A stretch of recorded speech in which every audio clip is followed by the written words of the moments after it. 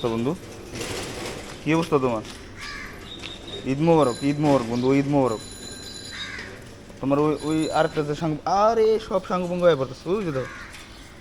ও আচ্ছা, বুঝছো?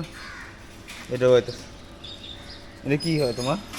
আত্মীয় স্বজন, বুঝছো? তোমার ভালোবাসা, ছেলের আদর পেতেছে, গা চুলকে দিতেছে। দিলে মা, এটা বাপ মনে হয়। হ্যাঁ, এটা মা, এটা বাপ, পরিবার, তিনটা মিলে পরিবার হয়েছে না? একটা আটার গা চুলকাইতেছে, বুঝছেন কি ভালোবাসা এক একটা প্রতি। থাক তোরা, ঈদ মুবারক, অগ্রিম ঈদ মুবারক তোদেরকে। এগুলো হইতেছে আমার বন্ধু, আজকে কোনো খাবার দেয় নাই, ডাক দিছি দৌড়ে আসছে।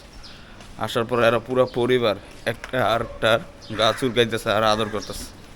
সবাই ভালো থাকবেন, সুস্থ থাকবেন, আর এরকম বন্ধু বান্ধব যোগাইবেন, এরা নিঃস্বার্থভাবে আপনাকে ভালোবাসবে। আসসালামু আলাইকুম।